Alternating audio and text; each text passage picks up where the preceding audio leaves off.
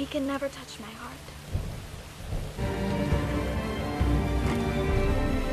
Dan ya, apa yang Raizo khawatirkan pun terjadi. Kiriko berhasil ditangkap dan akan mendapatkan hukuman berupa tusukan langsung dari jantungnya. Yang kesempatan ini diberikan kepada si murid pelontong yaitu Takeshi. Sehingga Raizo yang menyaksikannya pun semakin muak, marah dan dendam kepada para ninja yang bukan dari Konoha ini. We have been betrayed. A child. 7 tahun berlalu, kini Raizo sudah dewasa. Untuk pertama kalinya Raizo mendapatkan kesempatan untuk melakukan debut pertamanya, yaitu sebuah pekerjaan untuk membunuh target yang ciri-cirinya memakai jam tangan emas yang tanpa rasa ragu. Raizo pun langsung turun ke lapangan untuk melakukannya.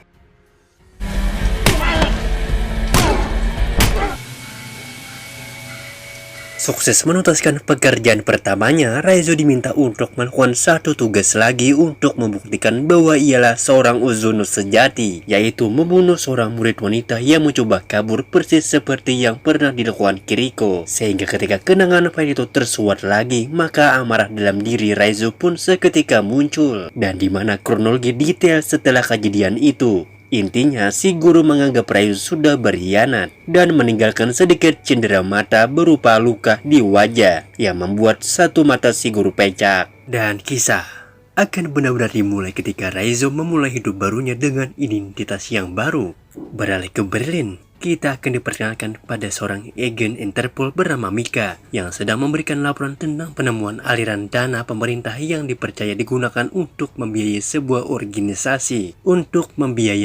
organisasi pembunuh asal Asia yang tiada lain adalah klan Uzuno, di mana Rian rekannya yang selalu husnuzon kepada pemerintah pun kurang percaya dengan informasi tersebut karena dengan mustahil pemerintah memakai dana rakyat untuk sesuatu yang tidak penting. Tidak mungkin para pejabat melakukan. Hal itu sangat mustahil untuk terjadi.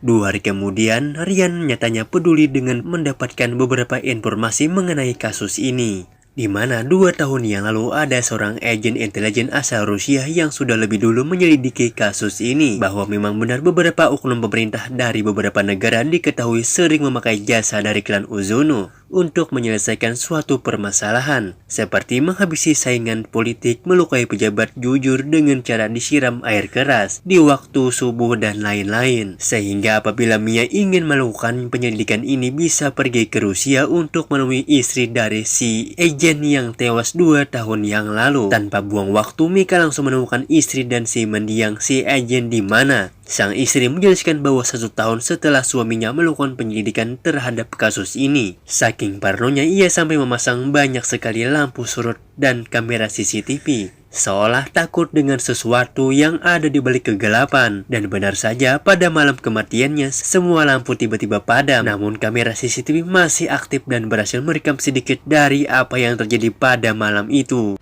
Saat Mika periksa, ternyata ada wajah Raizo yang sedang bertarung dengan sesuatu yang tidak tertangkap kamera. Entah dia pelakunya atau sedang bertarung dengan si pelaku. Namun Mika percaya bahwa Raizo adalah kunci untuk mengungkap kasus ini. Kembali ke Raizo dengan kehidupan barunya di kota. Ia kebetulan sedang berada di tempat cuci pakaian. Tepat saat ada seorang wanita Jepang meminta pertolongan. Yang berkat latihan selama bertahun-tahun, Raizo memiliki insting yang sangat tajam hingga dapat menyadari jika wanita yang ia di depannya saat ini adalah seorang ninja yang diutus untuk membunuhnya.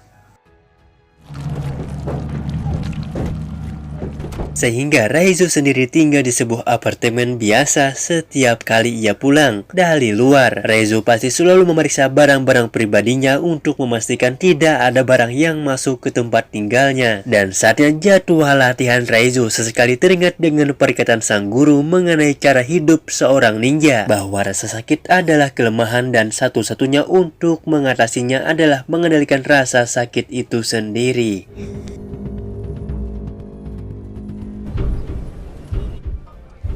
Meski Raizo sangat membenci gurunya, tetapi semua pengetahuan ilmu pelajaran dan didikan sang guru tak pernah ia lupakan sedikit pun. Hal itulah yang membuatnya masih hidup sampai sekarang. Meski pada insiden terakhir dirinya mengalami luka yang sangat parah, tetapi karena Raizo sudah mencapai level bisa mengendalikan rasa sakit, ia dapat melakukan beberapa hal yang luar biasa. Tak hanya itu, Raizo memiliki senjata favorit yang disebut dengan Kusarigama atau sejenis senjata yang terdiri dari rantau dan pisau tajam yang sangat berbahaya apabila digunakan oleh orang yang tidak profesional.